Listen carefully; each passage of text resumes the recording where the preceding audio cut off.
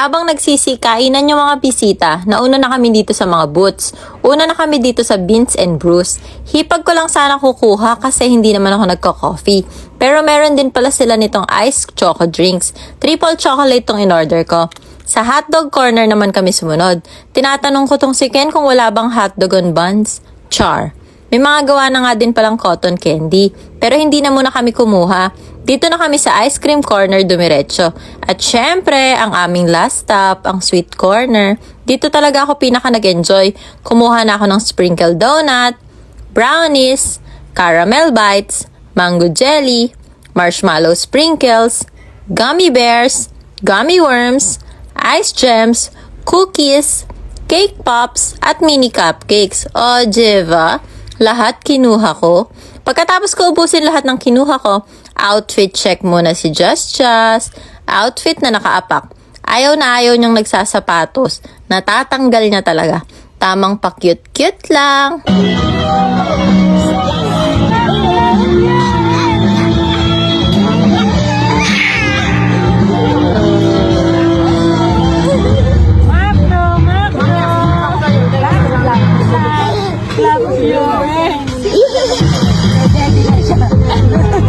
At ayan, nagutom na nga. Syempre, dede time. Habang dede time ni Just, nagsimula na din pala yung magic.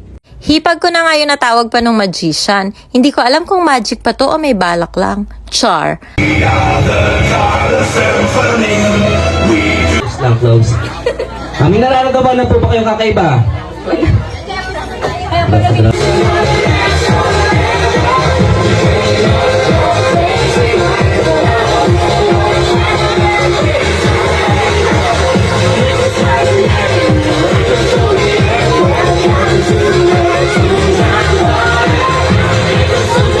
Pero pag ito tinago mo, magkakaroon ka ng pera, yayaman ka, magkakaroon ka ng boyfriend, yung iba, magician pa. Palakpakan naman tayo dyan, guys. Thank you very much.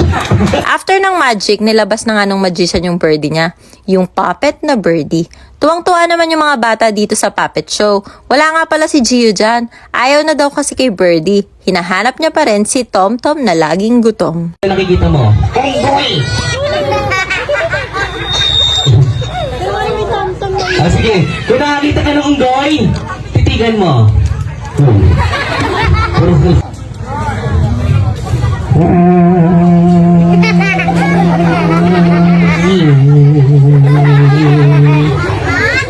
Ano ginawa mo? Hindi ganon, hindi. Kailangan nyo maayos. Maayos.